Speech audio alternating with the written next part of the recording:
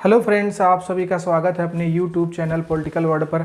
आज हम बात करेंगे भारतीय राष्ट्रीय आंदोलन के विषय में। जैसा कि आप जानते हैं कि राजनीति शास्त्र के विद्यार्थियों के लिए भारतीय राष्ट्रीय आंदोलन के संदर्भ में जानना कितना आवश्यक है। तो ये हम जानते हैं कि भारतीय राष्ट्रीय आंदोलन का उदय कैसे हुआ और भारतीय राष्ट्रीय आंदोलन जो है वो क्या है, उसके उदय का क्या कारण था, उसके क्या ऐसी राजनीतिक गतिविधियां हुई जो राष्ट्रीय आंदोलन के रूप में अंग्रेजी शासन के खिलाफ खड़ी हुई। तो हम पहले देखते हैं कि भारतीय राष्ट्रीय आंदोलन का प्रारंभ कैसे होता है। जैसा कि आप जानते हैं कि सबसे पहले भारत में बहुत सी विदेशी कंपनियां व्यापार करने के उद्देश्य से आईं और भारत में व्यापार करते करते उन्होंने भारत को संपूर्ण शासन में अपना हस्तक्षेप करना शुरू कर दिया। उसी कंपनियों में ईस्ट इंडिया कंपनी थी, जिसने जो ब्रिटिश कंपनी थी, ब्रिटिश सरकार द्वारा गवर्न की जाती थी। ईस्ट इंडिया कंपनी भारत में आई व्यापार करने के उद्देश्य से और उसने भारत में संपूर्ण अपने साम्राज्य का विस्तार कर दिया। तो सबसे पहले हम देखते हैं कि भारतीय राष्ट्रीय आंदोलन क्या था। भारतीय राष्ट्रीय आंदोलन जो था वो भारतीय स्वतंत्रता प्राप्ति के लिए किया जाने वाला एक महत्वपूर्ण संघर्ष था, जिसके द्वारा भारतीय स्वतंत्रता की प्राप्ति हो सकी है।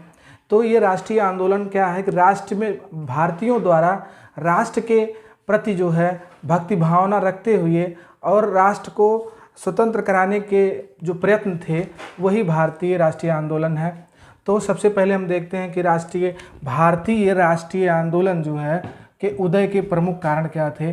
तो भारतीय राष्ट्रीय आंदोलन के प्रमुख कारण तो निम्नलिखित थे, जैसे उसमें राजनीतिक कारण भी था, आर्थिक कारण था, सामाजिक कारण था, सांस्कृतिक एवं धार्मिक कारण आदि वो भारतीय राष्ट्रीय आंदोलन के कारण बने।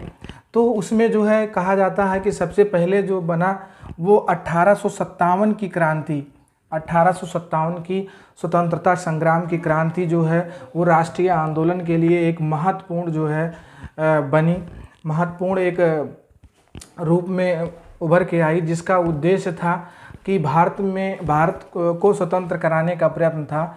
तो वो ऐसा एक भारतीय 1857 की जो क्रांति थी वह उसके होने का जो प्रमुख कारण था वो जैसा कहा जाता है कि भारत का पहला स्वतंत्रता संग्राम इसे कहा जाता है। जो 1857 की स्वतंत्रता क्रांति थी, जो स्वतंत्रता संग्राम हुआ, उसे कहते हैं कि जो अंग्रेजी शासन 1757 के बाद 100 वर्षों का जो संघर्ष रहा, जो 100 वर्षों का जो अंग्रेजी शासन द्वारा भारत में अंग्रेजी कंपनी ईस्ट इंडिया कंपनी का जो शासन था 100 वर्षों के बाद, तो 1857 में वह एक क्रांति के रूप में भारतीयों द्वारा उसको क्रांति का सामना करना पड़ा, असंतोष का सामना करना पड़ा। तो आगे हम देखते हैं कि इसका कैसे ये राष्ट्रीय आंदोलन वो किस प्रकार से प्रारंभ हुआ। तो ये आंदोलन हुआ कि ये अंग्रेजी शासन द्वारा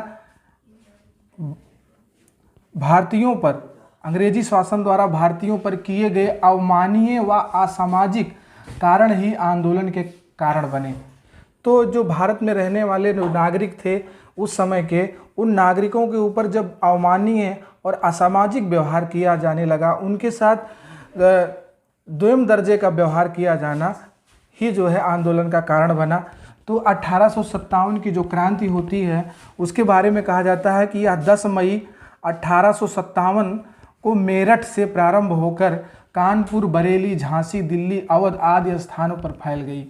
ऐसा कहा जाता है कि जो ये 1857 की क्रांति थी उसका जो फैलाव वो कानपुर, बरेली और झांसी, दिल्ली, अवध आदि स्थानों पर थे। तो ऐसे धीरे धीरे इसका विस्तार बढ़ता गया और इसका प्रमुख जो क्रांति का प्रमुख कारण बना वो लॉर्ड डलहौजी की साम्राज्यवादी नीति।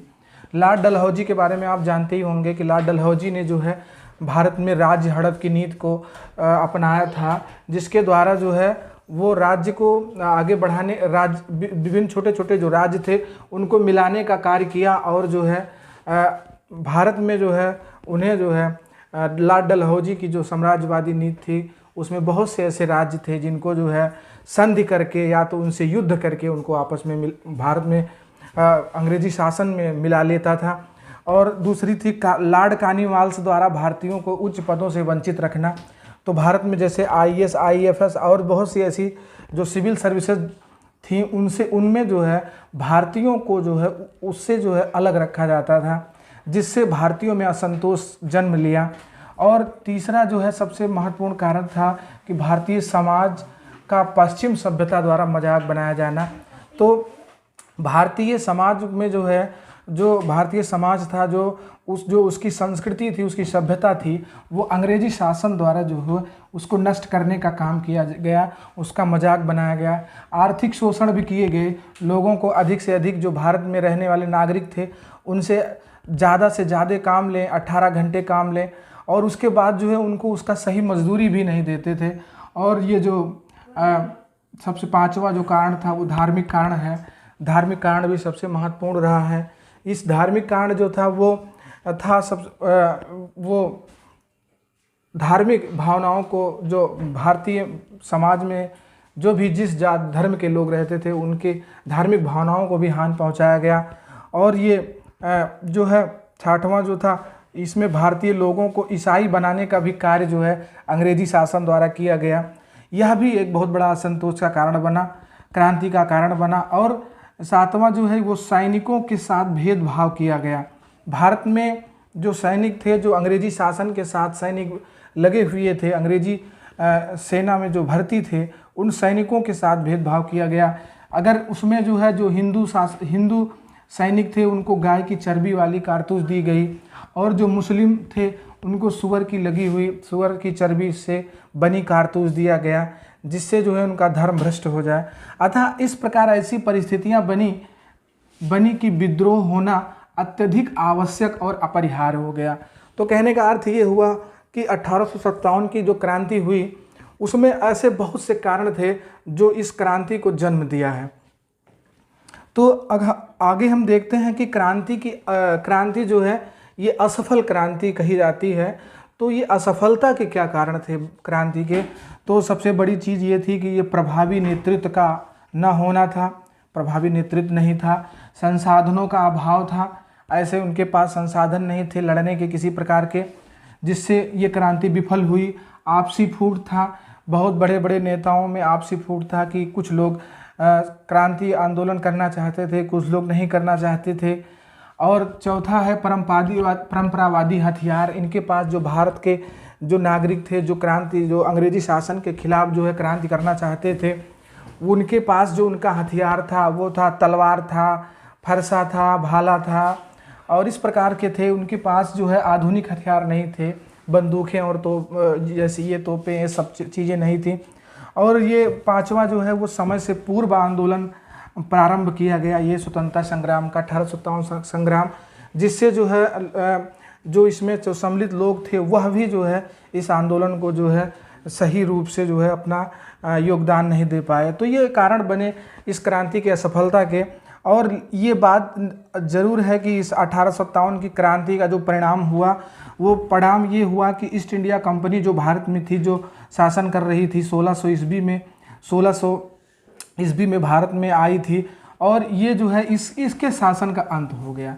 अर्थात जो ईस्ट इंडिया कंपनी थी उसकी शासन का अंत हुआ, और ब्रिटेन की जो सामग्री थी, रानी थी, तो उन्होंने जो है भारत का जो शासन था वह जो है अब इंग्लैंड के सम्राट द्वारा शासित होने लगा, और कंपनी के शासन का अंत हो गया।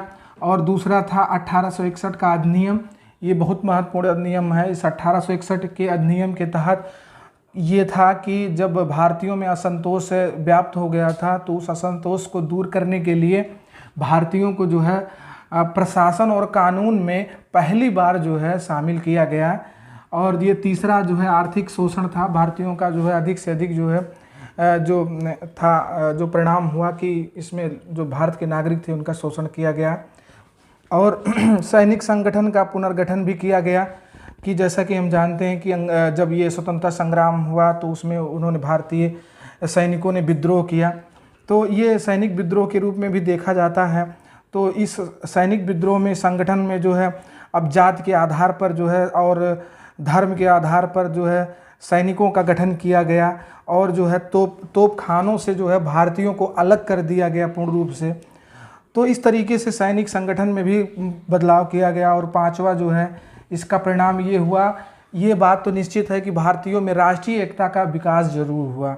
और आगे हम देखते हैं ये छठवां जो है इसका जो है वो अंग्रेजी शासन के प्रति लोगों की घृणा जो है वो बढ़ती ही चली गई।